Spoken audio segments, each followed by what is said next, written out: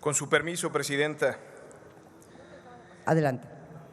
La bancada de Movimiento Ciudadano presenta estas dos reformas, una de carácter constitucional, una de carácter de ley, con tres objetivos. Uno es fortalecer la autonomía institucional del Consejo de la Judicatura Federal, de la Suprema Corte de Justicia de la Nación, de las fiscalías estatales y del Poder Judicial Federal en general.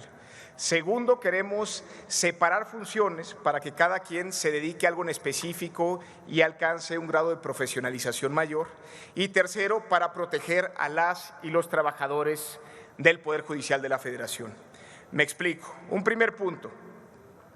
Queremos que el Consejo de la Judicatura Federal, que se compone de 7 integrantes, 3 nombrados por la Suprema Corte de Justicia de la Nación, 2 por el Senado de la República y 1 por el Ejecutivo, más quien preside la Corte, se dividan sus funciones de la Suprema Corte, que el presidente o presidenta de la Corte no pase a su vez a ser el presidente o presidenta del Consejo de la Judicatura Federal, para que la parte administrativa se lleve por una parte y la parte constitucional o de revisión constitucional la lleve la Suprema Corte de Justicia de la Nación y se enfoque a ello.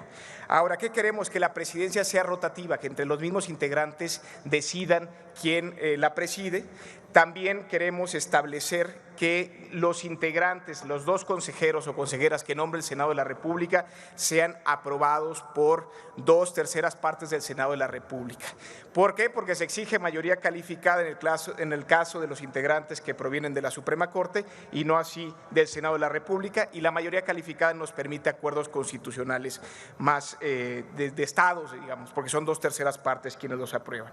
Ahora, segundo, queremos además cambiar los nombres y el proceso de nombramiento de las comisiones que actualmente se llaman de vigilancia y de administración del Consejo de la Judicatura Federal. Queremos que pasen a ser la Comisión de Transparencia Judicial y Ética Judicial y se nombren por 2/3 partes del Senado en la primera y 2/3 partes de la Cámara de Diputados, la segunda de ellas, sus integrantes. Tercero, queremos hacer un énfasis del trabajo de la Suprema Corte, del Poder Judicial Federal, respecto a cuando se afecta a políticas públicas, es decir, cuando se otorgue una suspensión en temas de política pública, que observe ciertos principios muy específicos de representación, principios de federalismo, de división de poderes y de laicidad que tiene el Estado mexicano, y además se crea un centro de estudios constitucionales y políticas públicas, porque los jueces saben mucho derecho, pero a veces requerimos apoyarlos en temas de política pública, entonces estaría muy bien contemplar un órgano especializado en políticas públicas para que pueda ayudar en esos casos, sobre todo la suspensión en los amparos.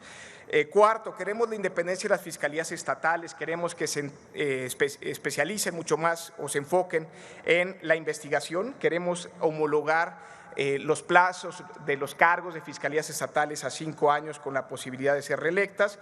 Queremos establecer una prohibición de que quienes aspiraron a un cargo de representación dentro de esos estados, pues no puedan ser electos en esas fiscalías, sino a que pasen 3 años para ello, para que no se politice el ejercicio de las fiscalías. Y queremos que se establezcan también esquemas de procesos de remoción o sustitución homologados a los que aplican para la Fiscalía General de la República en los diversos estados. Como quinto punto, establecemos una protección en el artículo 123 constitucional a todas las trabajadoras y trabajadores del Poder Judicial. Queremos establecer que esos fideicomisos de compensación que existen se vayan hacia toda la base trabajadora del Poder Judicial.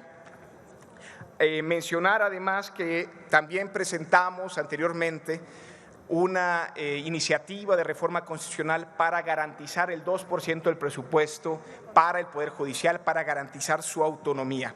Esto no nos lo inventamos, es una solicitud de organismos internacionales. Actualmente en México recibe el 0.86%. Y pues si es así, la verdad es que es difícil alcanzar un México en paz, un México con justicia y sin impunidad, porque ese México exige un poder judicial fuerte, fiscalías fuertes, con autonomía, con funcionarios con calidad técnica y ética, con profesionalismo y con capacitación y con garantías de derechos y seguridad social para sus trabajadores. La mal llamada reforma judicial no es contra ministras y ministros, no es cierto. A quienes verdaderamente afecta es a las y los trabajadores del Poder Judicial.